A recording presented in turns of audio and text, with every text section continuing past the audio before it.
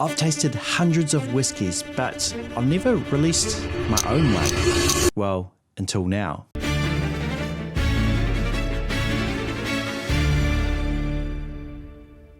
For years I've admired this island distillery from a distance. Their stills are weird, their process is different, and I've always wanted to know why. Favourite distillery to visit? That's a good one. Waiheke. So when I got the call to come fill a cask with them, I said yes before I could finish the sentence. So today I'm going to fill my own cask of whiskey. I'm here on Waiheke Island. This is Waiheke Whisky, and we're going to fill a very peaty, interesting bottle of whiskey, and you're going to learn why the still's so important, why the cask is so important, and why this might be the most excited I've ever been visiting a distillery. So come with me and let's go check it out.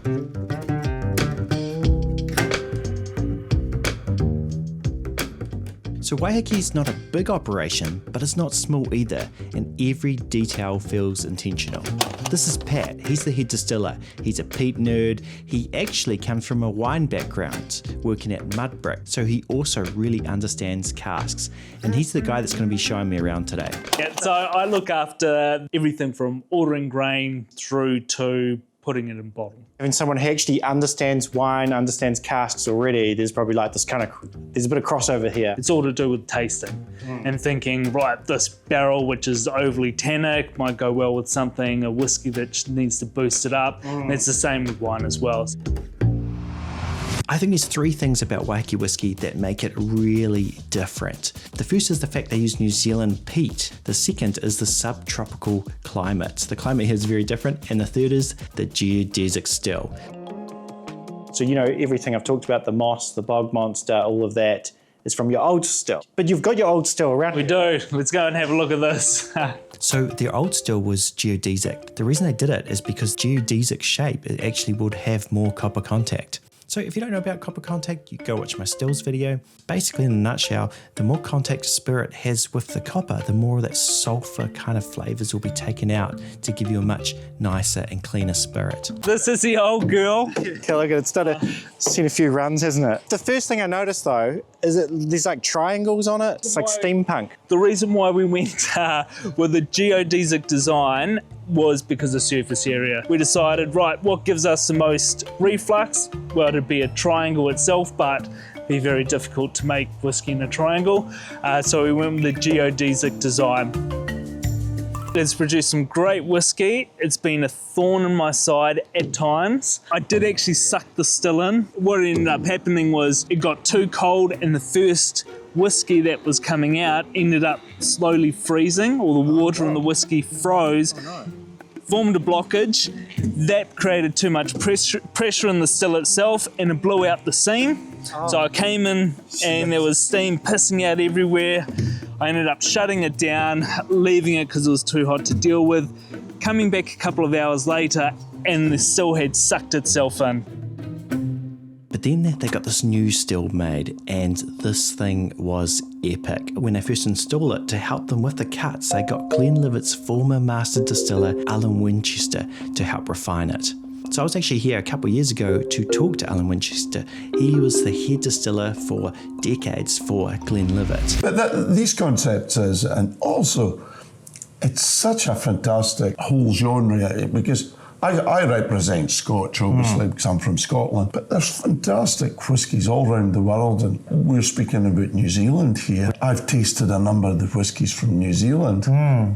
Excellent whiskies. I just need to tell you about today's sponsor that's made this video possible. It is Pre-Alcohol by ZBiotics. So as you know, I'm a big fan of drinking quality over quantity for the flavors, but sometimes it can sneak up on you, especially at a tasting where I have mates round and we try all these like amazing top shelf drams. So that's why I always hydrate, get lots of sleep, and I sometimes will have a Pre-Alcohol by ZBiotics. It's a genetically engineered probiotic made by PhD scientists designed to break down the byproduct of alcohol that builds up in your gut, and it's that byproduct is what can leave you feeling off the next day. So if you're interested or even not interested, if you can do me a favor by clicking on the link in the description or scanning the QR code right here, and you'll get 15% off, free shipping, and if you're still not really that sure, there's also a money back guarantee.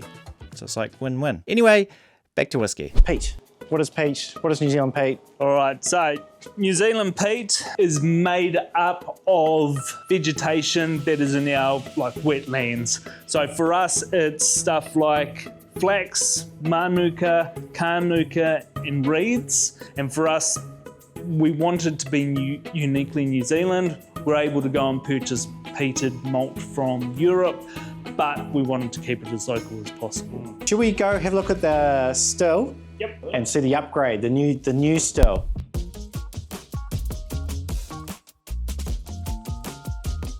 So if you have a look inside, you can see big steam coils there. Oh yeah, look at that. It's like a giant kettle, isn't it? Once that first spirit comes out, we'll come up outside, condense outside, and then back into our spirit safe. Yeah, it drops down into tanks below us, and then we pump all of that volume into the still here, which is our spirit. And this is the interesting one. We had that geodesic design.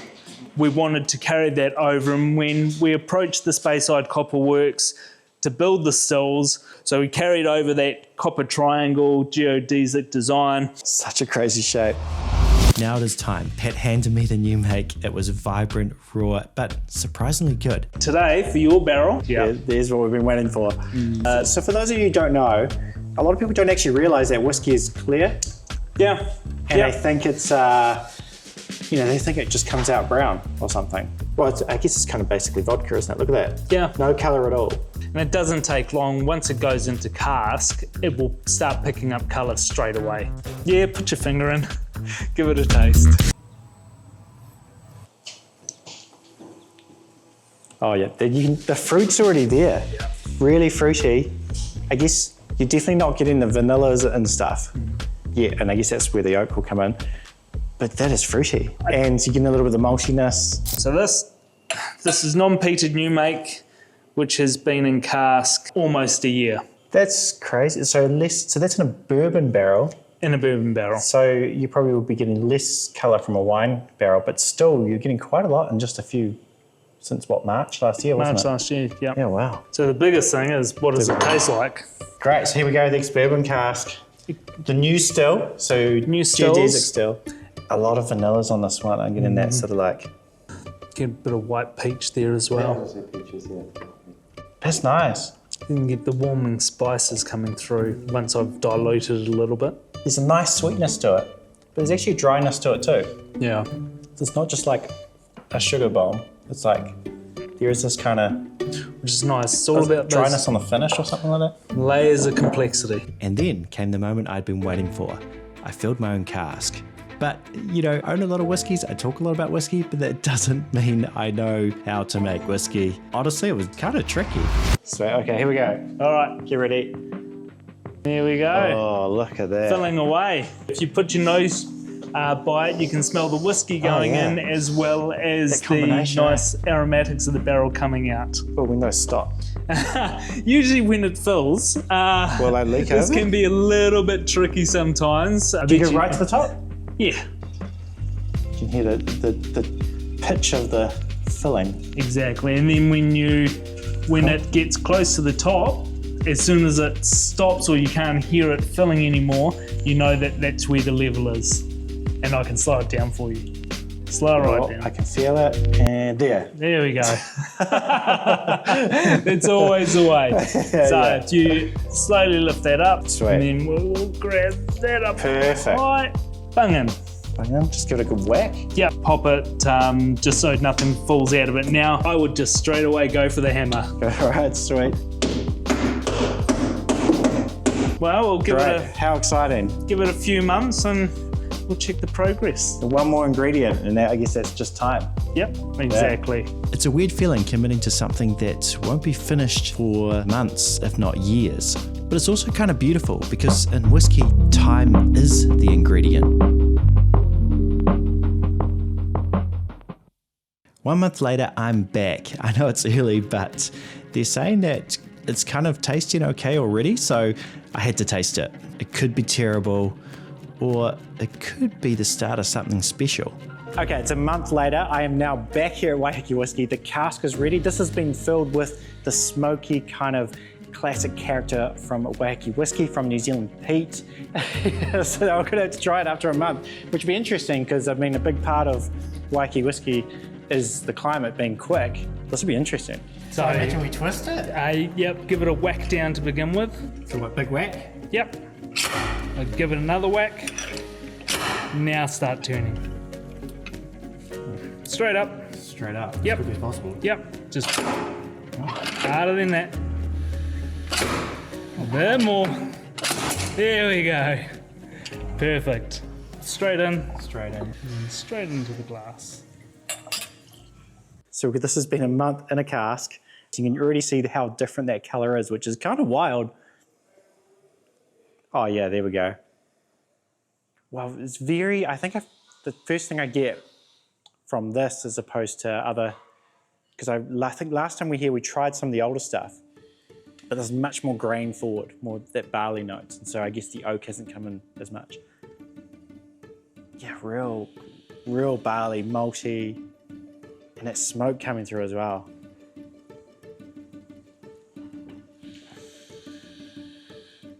Yeah, yum. Very savory. The whiskey was still raw, but there was absolute clarity there, a sense of place, the flavour that makes me want to keep going. I was so surprised how good it was already tasting. It's got long finish. That's still going. It's got that smoke, very malty. There's a tiny bit of background like fruit.